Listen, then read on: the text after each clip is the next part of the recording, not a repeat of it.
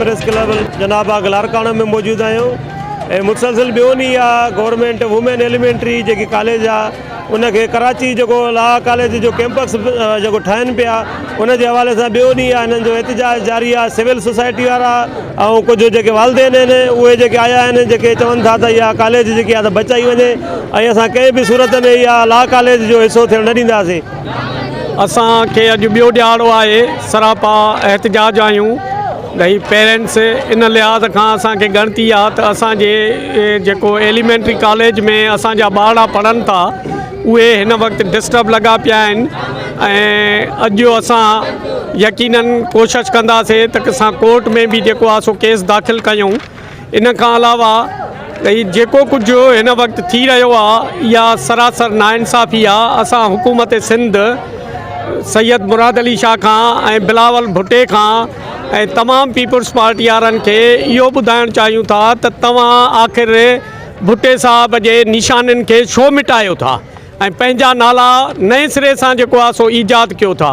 जॾहिं इहा Asian bank खां इहो जेको आहे सो प्रोजेक्ट मिलियल हुयो ऐं इन प्रोजेक्ट ते जेको आहे सो 81 खां वठी मुसलसल कमु हले थो त तव्हां इहो छो चाहियो था त भुट्टे साहब जूं जेके ॾिनल तोहफ़ा आहिनि अवाम खे उहे ख़तमु थियनि।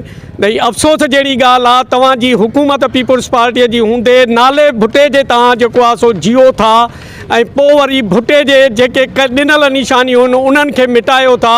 इहा अफ़सोस जहिड़ी ॻाल्हि आहे। अगरि जे कॉलेज जी ला कॉलेज जेको आहे सो तव्हांखे खोलणी आहे त हिकिड़ी ला कॉलेज हले थी जे कराची ला कॉलेज जो कैंपस खोलणो आहे त तव्हां उते खोलियो। अगरि यूनिवर्सिटी खोलणी आहे त उहा हेॾी वॾी बिल्डिंग आहे जंहिंमें शागिर्द बि अञा एतिरा न आहिनि उते खोलियो। तव्हां ही इदारो छो था ख़तमु कयो जेको असांजो मुख़्तलिफ़ मस्तूरात जेके असां जूं उते वञनि थियूं, असां जूं नियाणियूं वञनि थियूं ऐं उहे महदूद नमूने सां जेको आहे सो पंहिंजे को एजुकेशन खां असां जूं बचियल आहिनि। असां हिते नथा चाहियूं त को एजुकेशन में असां जूं जवान नियाणियूं वञनि ऐं छोकिरनि सां गॾु वेही पढ़नि। हालातूं कहिड़ियूं थी वियूं आहिनि। इन हिसाब सां तव्हां असांजे हिन इदारे खे ख़तमु करे तव्हां आख़िर छा चाहियो था? तंहिंजे करे असां तव्हांखे वरी बि बिलावल भुट्टे के असां ख़ासि करे पीपल्स पार्टी जे सभिनी अहम उहिदेदारनि खे अपील था कयूं त महिरबानी करे इन होड तां लही ख़तमु थियो वरना असां لاڙڪاڻو सॼो सरापा एहतजाज कंदासीं। तव्हांजो एहतजाज जारी आहे। हिन महिल ताईं तव्हां सां को राब्ते में आयो आहे मुसलसिल जेको तव्हां ॿियो ॾींहुं हड़ताल था कयो? अस्सलाम वालेकुम। असां कल्ह भी हिते एहतजाज रिकॉर्ड करण आया हुआसीं ऐं असां अॼु बि हिते आया आहियूं ऐं असां सां को बि नुमाइंदो या कंहिं बि असां सां कंहिं बि क़िस्म जो को बि राब्तो नाहे कयो त तव्हां सां आख़िर मसइलो कहिड़ो आहे। तव्हां एज़ अ पेरेंट्स तव्हां वञी हुते एहतजाज रिकॉर्ड करायो था। जीअं त वोमेन क़ालेज لاڙڪاڻو जेको आहे 1981 खां वठी कमु करे थो पियो ऐं हिते प्राइमरी ऐं सेकेंडरी टीचर्स जेके आहिनि उन्हनि खे ट्रेनिंग्स कराई वेंदी आहे त जीअं तालीम जे मयार खे बहितर कयो वञे।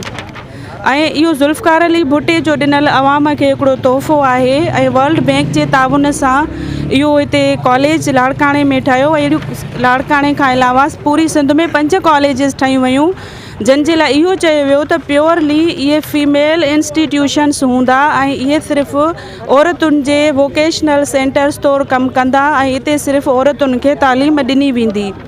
ऐं इन खां अलावा USS फंड सीडा जे तरफ़ां फंड उहे फंडिंग्स कया वेंदा आहिनि उन्हनि स्टूडेंट्स खे जेके पुअर फैमिली सां बिलोंग था कनि पिया ऐं उन्हनि खे ॾिना वेंदा आहिनि त जीअं नियाणियुनि जी जेका तालीम आहे उहा बहितर थिए ऐं नियाणियूं तालीम जहिड़े ज़ेवर खां महरूम न थियनि। नियाणियूं पढ़नि थियूं छो त इहो सिर्फ़ु 1 साल जी ॻाल्हि न आहे, 2 सालनि जी ॻाल्हि न आहे, इहा ईंदड़ नसुलनि जी ॻाल्हि आहे। जेकॾहिं हिकु औरत पढ़ी लिखी हूंदी त उहा बहितर नमूने सां पंहिंजे ॿारनि जी परवरिश करे सघंदी। अदरवाइज़ उहा अणपढ़ियल रहिजी वेंदी, उहा सही तरीक़े सां पंहिंजो मुआशरे में किरदारु अदा न करे सघंदी। सो असां बिलावल भुट्टो ज़रदारी खे आसफ़ा भुट्टो ज़रदारी खे अपील था कयूं त महिरबानी करे असांजी मदद कनि। जेके हिते मौजूदु वालदेन आहिनि ऐं जेके सोशल वर्कर आहिनि उन्हनि जा व्यूज़ ॿुधा। हिननि जो चवणु आहे त 1981 खां वठी असांजो इदारो जेको क़ाइमु दाइमु आहे हिन खे असां कंहिं बि सूरत में ला कॉलेज में ॾियणु न ॾींदासीं। मां आहियां मोहम्मद इकबाल शेख, चीफ रिपोर्टर सिंध, मुंहिंजी सिंध न्यूज़ चैनल لاڙڪاڻو।